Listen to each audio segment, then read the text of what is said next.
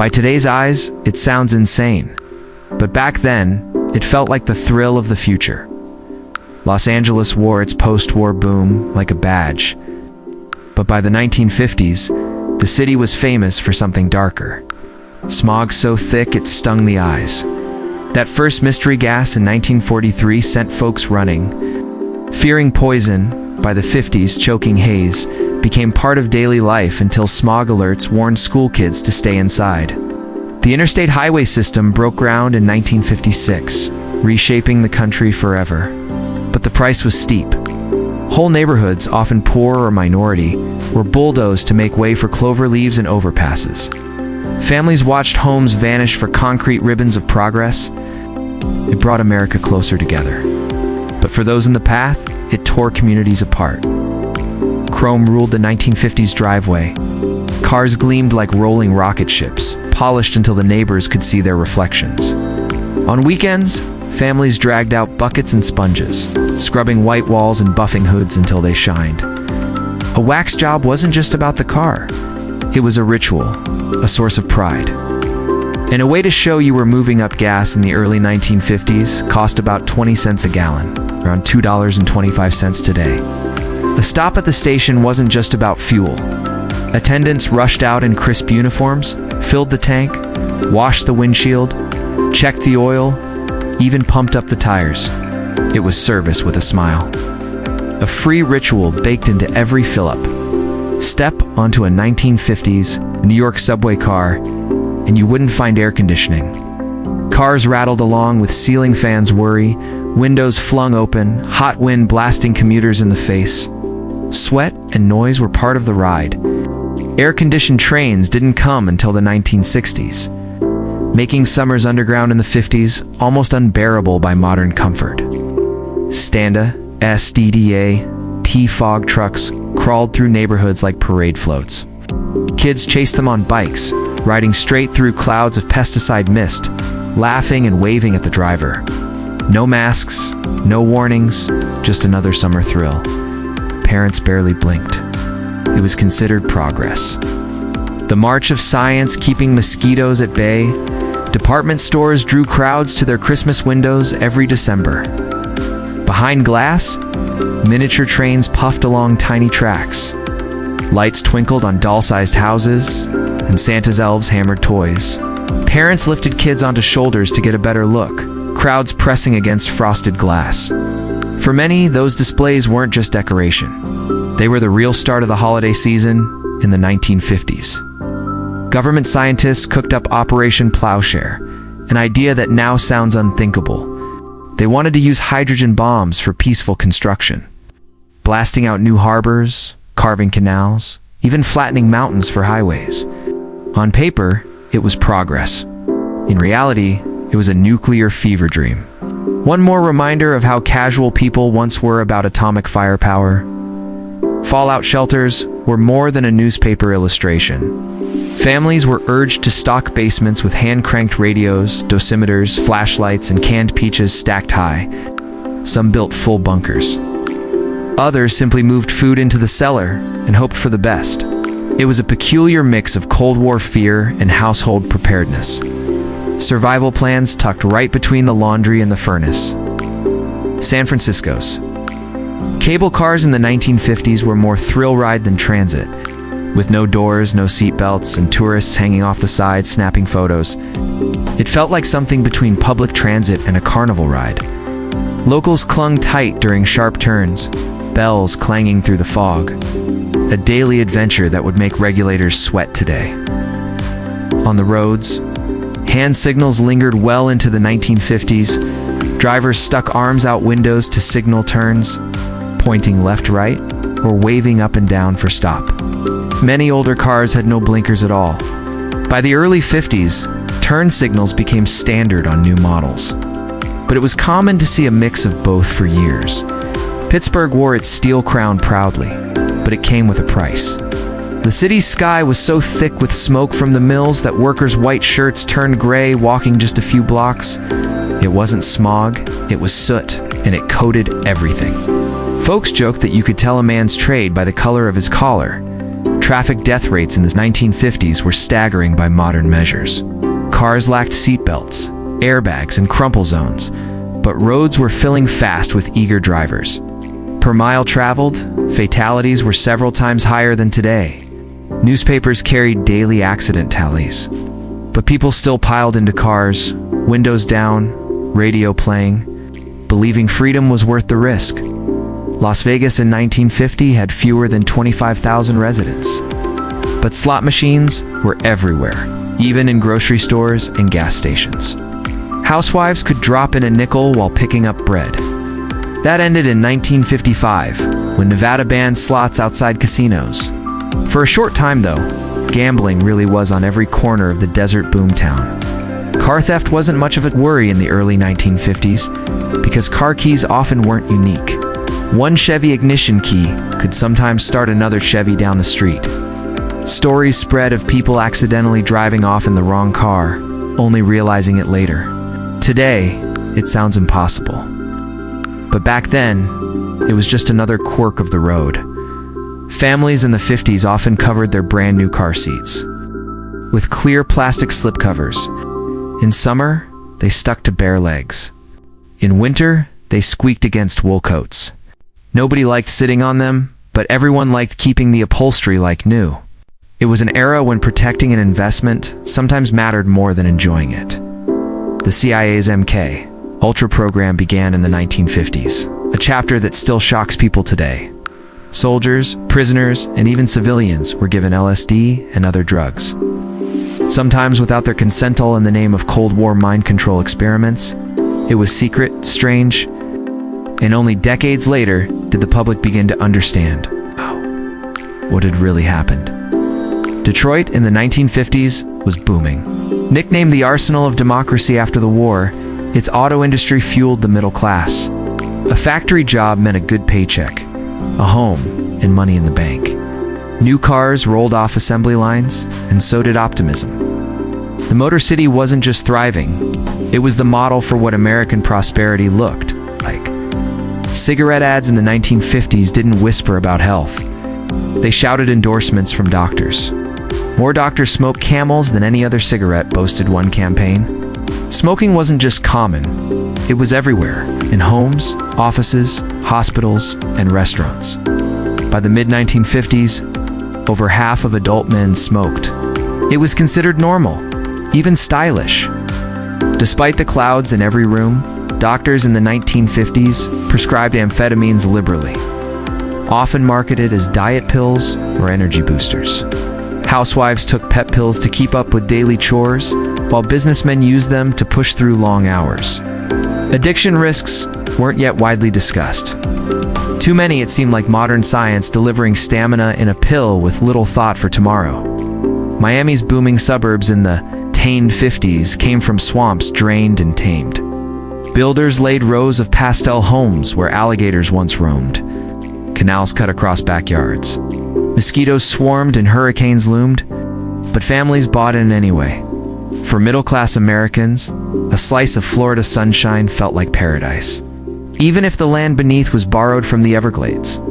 In the 1950s, many banks flatly refused to give married women a mortgage or credit card without their husband's signature. It wasn't lit was discrimination, and it was common. Women could have jobs, bank accounts, even savings. But when it came to credit, institutions treated them as dependent.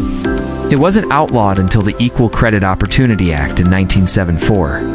In classrooms, prayer and Bible readings were ordinary in the 1950s. Students bowed their heads each morning, and "Under God" was added to the pledge in 1954. By 1956, "In God We Trust" became the nation's official motto. For many, it felt natural. Today, it's hard to imagine such routines without lawsuits and headlines. Apartment buildings in the 1950s often burned their trash in basement incinerators. Each morning, superintendents shoveled refuse into roaring flames, sending smoke through chimneys into the city air. It was normal, even expected, though by today's standards it sounds reckless. To residents then, it was just another daily rhythm of city life. Part of the smell of urban living, atomic age gadgets turned out to be a little too atomic. Luminous wristwatches glowed green from radium paint. Uranium glass glowed under black light. And that brilliant orange Fiesta, where glaze carried radiation, folks used them daily without worry. Nobody thought twice about eating soup from a glowing bowl. It was modern science, bright and flashy. Progress you could set on the dinner table. Doctors still made house calls in the 1950s, black bag in hand. Fee tucked into an envelope at the kitchen table. Medical charts were handwritten. Malpractice suits were rare, and the relationship felt personal. Families trusted the doctor's word, whether it was antibiotics or rest in fluids. It was a time when medicine came to your door instead of the other way around. Across America, volunteers scanned the skies with binoculars. Part of the ground observer corps, many were retirees, teachers, or even school children perched in little towers with phones at the ready. Their job was to spot and report unknown aircraft to the Air Force, a Cold War precaution that feels almost quaint today. To many, it felt patriotic, even fun. Airline cabins in the 1950s were smoky, noisy places. Passengers lit cigarettes at their seats, ashtrays clinking as trays of coffee rattled down the aisle. Turbulence sent drinks sloshing and elbows bumping, but nobody complained or pulled out a lawsuit. Flying felt glamorous, but it was rough around the edge, as loud engines, thin cushions, and a free matchbook in every seat pocket. The GI Bill sparked a housing boom, filling America with new subdivisions of near-identical tract homes. Levittown became a symbol of post-war prosperity, with veterans and their families moving into neat rows of Cape Cods, some prefabricated. Homes from the late 40s still stood too, scattered reminders of rationing days. It was a time when the dream of home ownership felt widely within reach. In the early 1950s, a family could flip through a magazine, see a pistol or rifle ad, and order it through the mail, delivered right to the front door.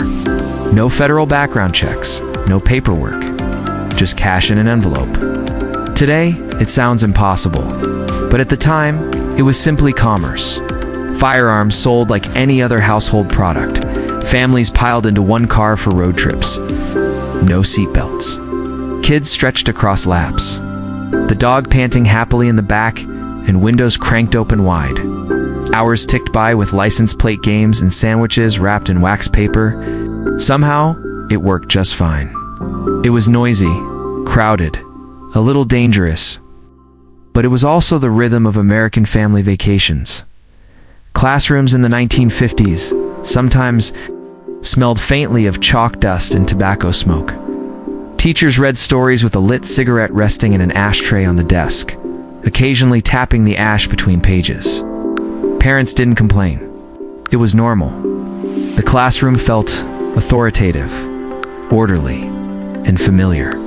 Even if the haze lingered long after the bell, it was a different kind of atmosphere, literally.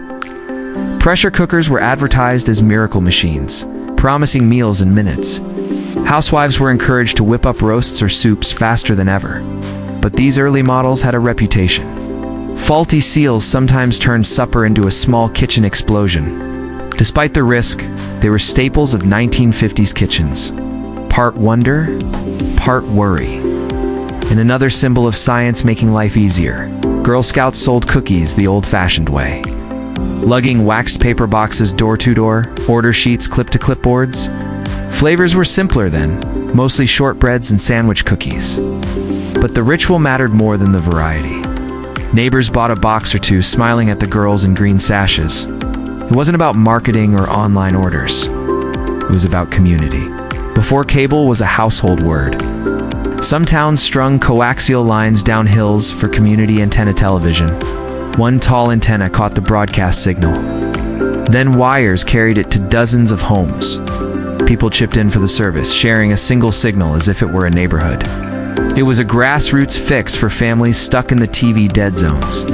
Neighbors trusted one another so much that many homes kept spare keys under doormats, flower pots, or even hanging from a nail inside the garage. It was understood that anyone who needed to borrow sugar or water the plants could let themselves in. Burglaries were rare in most towns, and the idea of hiding keys in plain sight seemed perfectly reasonable. Jell-O molds were the centerpiece of many 1950s dinner tables.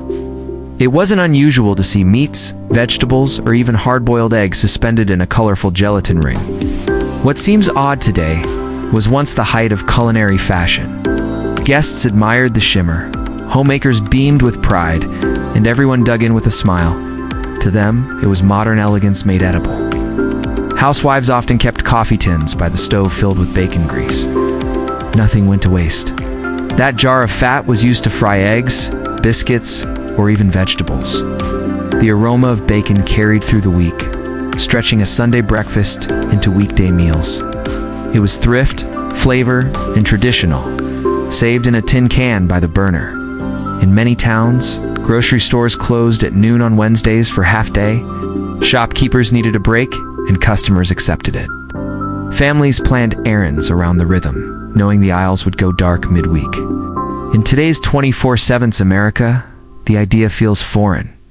But in the 1950s, it was normal for communities to slow down, pause, and let shopkeepers breathe.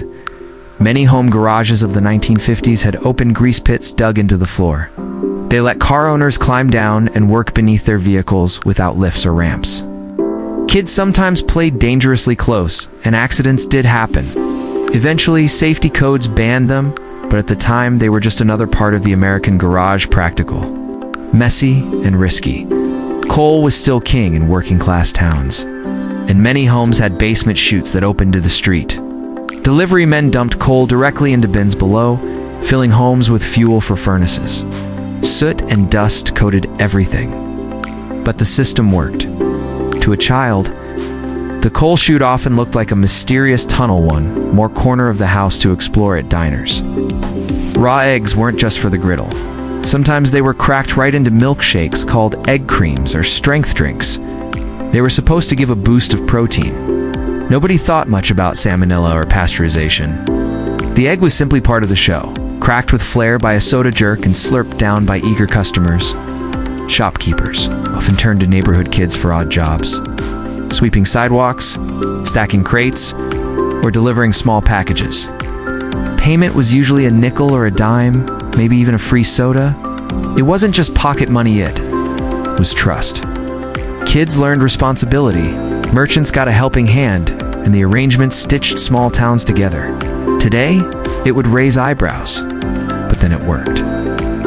On late-night highways, it wasn't unusual for a patrol officer to stop a weaving driver and simply wave him home. The phrase "sleep it off" carried more weight than cuffs and a booking. It was seen as a warning, not a crime. Today, the idea feels shocking. But back then, drunk driving often went home with a handshake instead of charges. Many early 1950s, cars still relied on a starter button near the floorboard. Drivers pressed it with a foot to fire up the engine. By the middle of the decade, key start ignitions took over, but for a while, the mix of both was common. It was another small step in making cars feel more futuristic and convenient. Progress in the driver's seat. Rural, hardware and farm supply stores sometimes sold dynamite caps and fuses. No license required. Farmers used them to blast tree stumps or break rocks in the field. A box might sit on a shed shelf alongside tools and nails. Today it sounds shocking, but in the 1950s, it was seen as just another supply. Dangerous, yes, but ordinary. Every new car rolled out of the showroom with a cigarette lighter and a full-size spare tire. They were expected as basic as the steering wheel.